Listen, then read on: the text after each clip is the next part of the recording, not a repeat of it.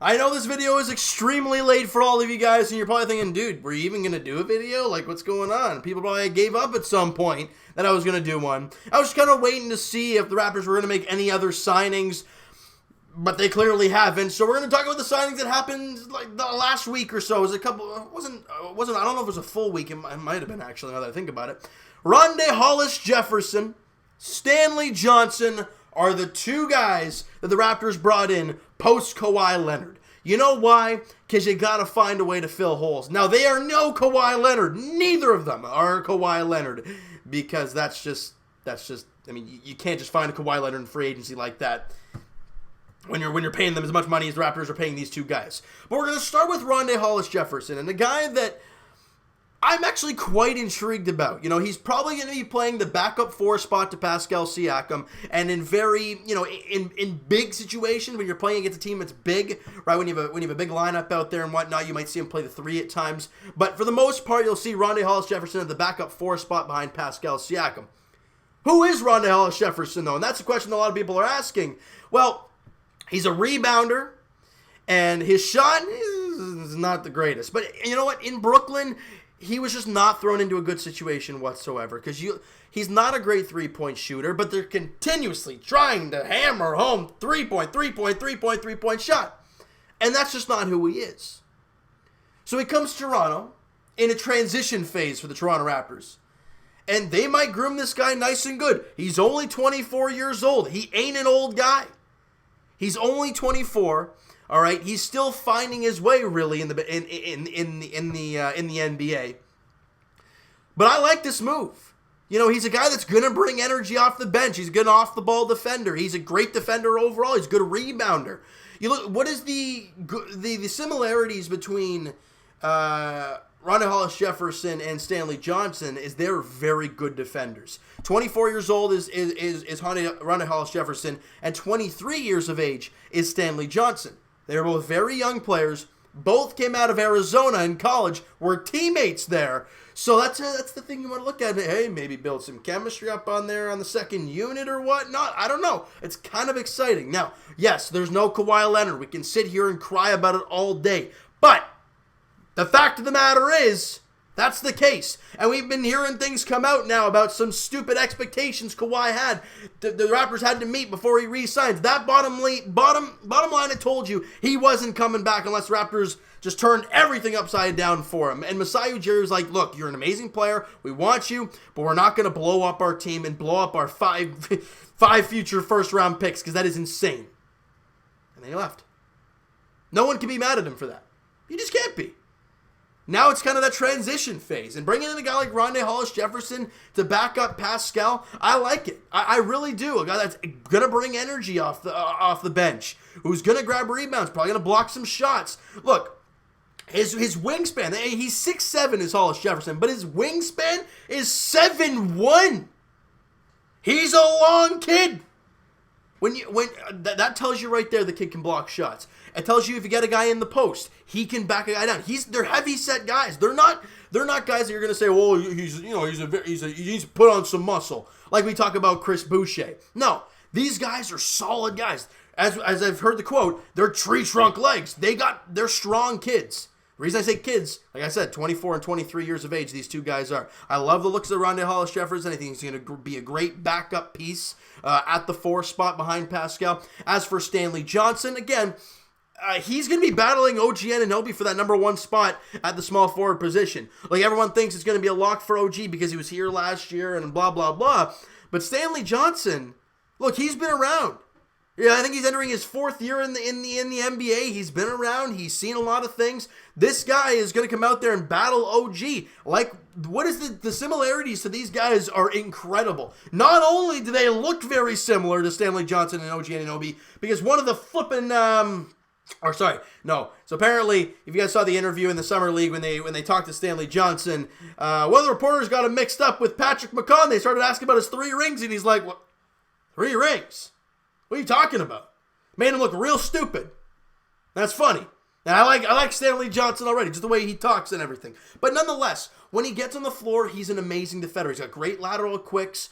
You know, as a shooter, again, they're not great shooters, these two guys. So that's where you run into the thing of, well, you know, are you going to have to win those 95-90 type of games? You might have to with this type of lineup. You're not going to outscore guys. You don't have a Kawhi Leonard that's going to put up 27, 28 points a game. You don't have that now. And look, it's tough, all right? It's going to be a grind. We don't know what this team's going to look like come 2 years from now. I have no idea what we're going to see. We could see all-out rebuild. We could see a damn good team based around Pascal Siakam. I don't know. But if we're going to sit here and talk about these two guys the Raptors just signed, they didn't get signed to huge contracts. They got signed to, Stanley Johnson got a 2-year deal at $7.5 million. RONDAE HOLLIS-JEFFERSON got a 1-year deal. They're small contracts, but they're going to impact the team. They're going to be guys coming off the bench, making impacts. And I really believe, now this is what I truly believe, with Stanley Johnson, the way he's bounced around the way he has, and the way RONDAE HOLLIS-JEFFERSON got put into a situation where he just was not comfortable doing it, coming to Toronto, I think the Raptors are just going to, hey, be yourself, guys. Let's see what you can do. Let's see what you can't do. We'll go from there. And I'm not saying these guys are going to end up being 15, 20 points a game type of players. I'm not saying that. But they could be huge impact players. You know? And I think you're going to see a lot of these other guys make huge impacts. I think Chris Boucher is going to have a huge impact on this team this year. Now, ideally, with the center position the way it is right now, with guys like Ibaka, even though he can play at the 4 at times, Marc Gasol and guys like that, you run into that question of, well, where's Chris Boucher going to even fit? Well, again, they got to find a way, because this guy, not only did he win G League MVP and Defensive Player of the Year, he put up ludicrous numbers. His Summer League numbers are damn good. You got to give the guy a legit chance. And you did that with Pascal Siakam, and look what happened.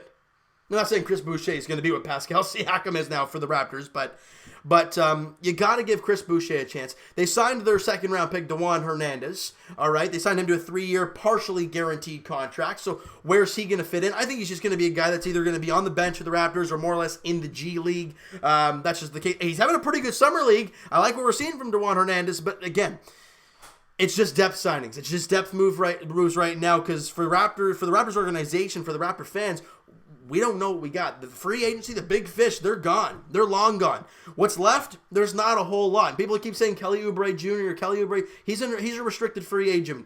Do you really want to start giving up assets right now, draft picks and whatnot? Look, this team could look totally different come trade deadline. Let's say the Raptors are not a team that's contending, even though that would shock the heck out of me if they're not. They might be selling off guys. Now, I don't know if that's the case or whatnot. I don't know what is going to end up happening. But with all these contracts coming off the books next year, this team could look totally different. Now, we can only look so far ahead, and you've brought in a couple new guys that are going to fit into bench roles, because guys got to step up now. All right, and I think you've heard from Fred VanVleet, and you've heard from other guys in the Raptors. You've heard bet on yourself from Fred VanVleet. You've heard next man up. You've heard all this kind of stuff. Now, the one next man up is the one that is going to be put all over the Toronto Raptors this year. Why do I say that? Well, Raptors lost Danny Green. Norman Powell, next guy up. Let's go. Let's get it going. Let's see what you can do at the starting 2 guard. I don't know what we're going to see, but we're going to have a look. OG was the backup small forward for the most part. He might have to start. Next man up. We keep hearing about the potential of OG. The potential. That's nice. But now we want to see it. You know, and Pascal Siakam, we want to continuously see him grow over time. You know, and he's going to have to take that next step, right? Yeah, he had a great year last year, but now he's going to be basically the primary option. He's going to be the guy for the Raptors. Now, it's going to be a collective effort with this team. I don't think you're going to see anybody over in the 30 points per game mark. But for this team, you're going to see a lot of guys in that 15 and up range, and you're going to have to. Because look, Pascal might get over 20 a game. He might surprise us all and get 22 or 23 points a game. That'd be great. That'd be awesome. But guys like Kyle Lowry's going to sprinkle in like 15. Gasol's got to give you what you did in the third, the conference finals and the finals last year for the Raptors. You got to get that type of Marc Gasol over the entire season. Ibaka's got to be Ibaka like he was last year. He was incredible. Everybody has to do their part now. There's nobody who can slack off. There's no Kawhi Leonard that can put you on his back and let you just ride into the sunset. There's none of that now. Everybody has to contribute. So bringing in a guy like RONDAE HOLLIS-JEFFERSON and a guy like Stanley Johnson, they're going to come in and they're going to have to do their thing. Will they might have to exceed expectations a little bit? Yeah, that might be the case for this team to actually go anywhere. Now, again, there's no huge pressure on these kids because, look, they're coming into your organization. They're jacked up to play. Clearly, you see from their Instagram pages and everything, they're excited. They saw the crowd last year in the playoffs. They're all pumped to go. That's awesome. That's what you want to see. But now we want to see it on the court. And ladies and gentlemen, look, I'm not going to say to the extent of this team's not going to make the playoffs because that's just ludicrous because the East is weak. But who's the Raptors star now?